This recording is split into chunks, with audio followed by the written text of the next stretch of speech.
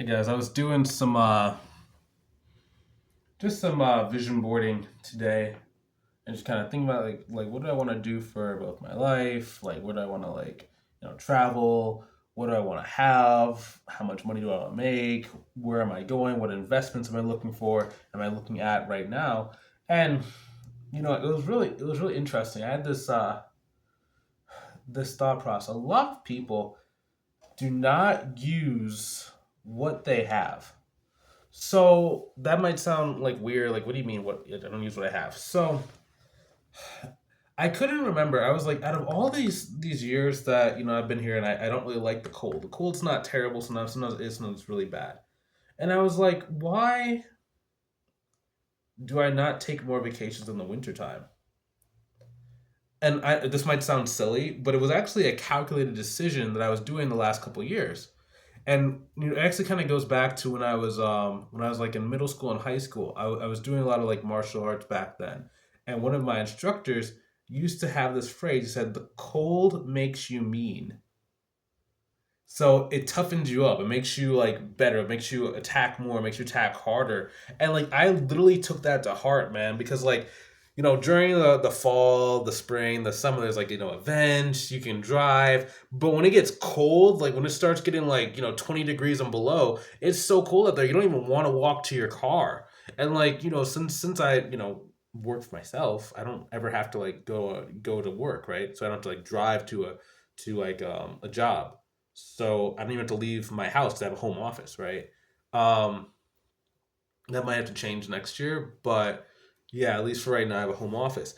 And what that allows me to do is it allows me to just go and like just focus and just do like just very very very aggressive amounts of like work. And it's not that I'm working like a lot of hours, but I can just focus. I can like wake up and like from like the time I wake up to like when I want to either go and get lunch or whatever, I can just have this deep concentrated focus work, and it just allows me to move, right? But so what is the point of that? I'm using what I have. I'm using the cold outside to propel me and my life forward, right? So I'll give another example. Like, yeah, 2020 there was this national, or not national, but this just this like global event that happened, right? Started on like March, and then like it kind of bled over into like 2021, beginning of 2021 ish, right? And like we couldn't leave our houses. And at that time, I had started like the mentorship program like in 2020, like 19, late 2018, late or early 2019 ish. But I wasn't really taking it that seriously because I didn't really care that much about the income, because like I wasn't necessarily needing the income from the mentorship program. So I was like, yeah, I'll take on like one client here, one client there, and I was being like super super selective with who I'd work with. But then when COVID happened, like so many people were just like either out of work, and like they're like, hey man, I need this thing to work, because like they didn't know like if we are gonna go back to work. They didn't know if they were gonna have a job. Some of them got like laid off. Some of them were working from home. Like the future was really, really uncertain, right? So a lot of people started their business, started really growing and started really attacking. But what that caused was there was a lot more demand for my mentorship program without me doing much work. Right. And like I know some people are like, well, COVID was bad. Like, what are you talking about? Like that stuff. Like, you use that to your advantage. Like, yeah. Like, I had family members died. Like, uncle I was really close to died. Grandma, she was like in her early 90s. She died as well. Family members got really really sick from that stuff as well. Right. And I'm not saying it was like a good thing by any means, but with the time that I had from being at home and like not being able to go to extracurricular events, not being able to really go to the gym, not really being able to do a lot of stuff, I utilized that to get ahead with the mentorship program, right? So that's like the secret of my success is every every perceived slight weakness, inconvenience, injury. For example, I had injured my right elbow has like tennis elbow. And like there was one year when it was super bad. So what did I do? I used to write a lot, right? So like that was like one of the things I had to do, especially if I was writing posts. I learned how to write with my opposite hand, my left hand, right? So that's a skill set that I have that most people don't have. I can write with both hands. I can throw an axe with both hands. I can throw like knives with both hands. I can do a bow and arrow with both hands, right? I can basically use both hands for basically and almost any task. There is a slight slight like drop off in terms of performance level, but still manageable for most events and most things. Now, why it's important, I just see a lot of people, and it's like, you might have some hidden opportunities, you might have some hidden skill sets that, maybe you're not fully understanding that you have, or maybe you're just not fully taking advantage of. Because like it's one thing, like let's say you have kids, right? Like, yes, having kids, I mean, that's gonna really zap a lot of your time and zap a lot of your energy. But there are different times and like different things you can use. Like a lot of my students, like they'll either do work like after the children go to sleep, or they'll do it early in the morning before they wake up, or they might use like their lunch break, or there's a lot of different things that you can do where it's like if there's a will, there's a way. If you want something to happen, you can make it happen. It might be a little bit harder for you, it might take a little bit longer for you, but know what your goal is, use what you have, and look for every single opportunity you possibly can to, turn a weakness into a strength. I'll give you another example. I knew a lady who, she had to basically cook for her family every single day. So what she did was actually go and like make she did video posts, but you could also do this like if you do written posts. She was making video posts like called Juliet's cooking class, and she was basically teach people about like finances and stuff. And she got a lot of clients from doing that. So like where most people would be like, oh, I have to cook dinner every day, so I can't, I can't do this, I can't do this. But it's like she was making money. Like it wasn't like her kids were not home. Her kids were in the background. She actually made them like, feature person. Hey, this is Shelly. Hey, this is Billy. And it's like, Billy, how was your day at school? And blah blah blah. And she literally weaved that into her basically like almost like a just like show, like a daily show she had. And it was just she used like that thing that everyone basically has to do, but most people, don't can't use it to grow their business, but she found a way. And there's all these different examples, and like you might be like, well, Bryce, I don't like doing videos. So okay, cool, I understand. So what you could do in that, and if you notice that was a negative thought, right? What could you do instead? Do transcriptions. Talk out your thoughts while you're cooking into like a transcription either like app or device, and then have it transcribe that into either a Google document. You edit the Google document, you post it to your Facebook, you post it to wherever your LinkedIn or wherever you're doing your marketing, right? So it's like if there's a will, there's a way. And yes, it'll be hard. I'm not saying it's not hard, right? But it's like, okay, if there's one constant that most people have something hard about their life. And if that constant is not going away, then it's like, what choice do you have? If you're going to be successful, you have to figure out a way around that thing. So let's say, for example, let's say that you are a professional athlete of some sort.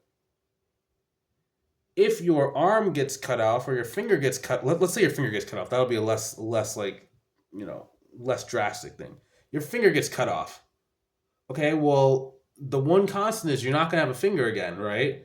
So you can either choose to not do anything and retire from whatever sport you're in, or you can figure out a way to actually adjust how you play so that the finger is not bothering you as much. Now you might not be as good as what you were before. In some cases you might get better. Who knows exactly? But you have to make that choice in life where I know there's stuff that's gonna be holding back. I know there's different things that might do or it might stop. Like for me, for example, like I have like very, very low energy in some points. It's not all the time, but it's like sometimes I have very low energy due to like different like sleep things that I have, right?